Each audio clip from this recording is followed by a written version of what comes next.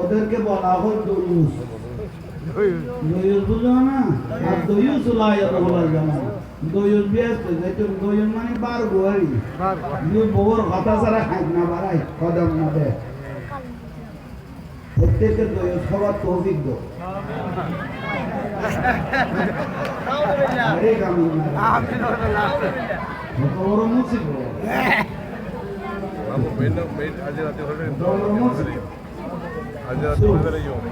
খেলা দুনিয়া মা বাপকে বেইজ্জত করলে জাহান্নাম।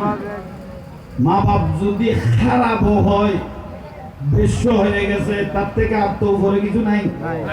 মা বাপ যদি বেশ্য হয়ে গেছে আমার রাসূল বলে এগুলো বাইরের মানুষের জন্য ছেলে মেয়ের জন্য নয়। তবুও মা বাপকে বড় কথা বলার কোনো সুযোগ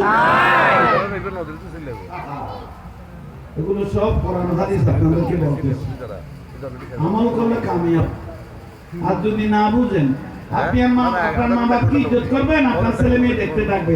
আপনি যখন বুড়া হয়ে যাবেন আপনাকে আপনার ছেলে মেয়ে ইজ্জত করবে। ঠিক নিয়ে বড় করো ঠিক নিয়ে। আমার মা মারা গেল আজকে 10 মাস হয়ে গেল। ওরে মা দুনিয়ার থেকে চলে গেল। মশকালি কক্সবাজার মাহফিলে গেলে রাতের ঘুম হারাম।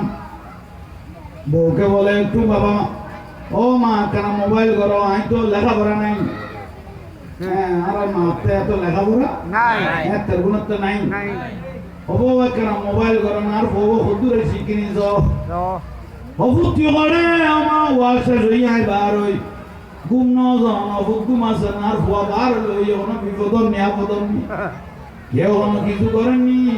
অবুদ মশলা বসে বসে তোমার জন্য দোয়া করতেছি।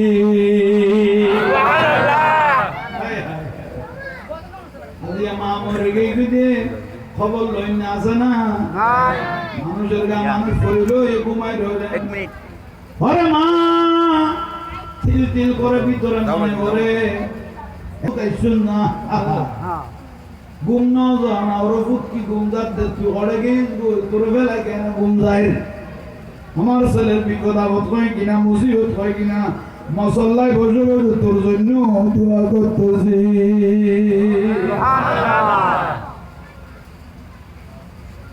মা কে খাইতো স্যার কি লইতো স্যার। ছেলে যদি মায়ের খবর না লাগে এরকম কিরকম ছেলে।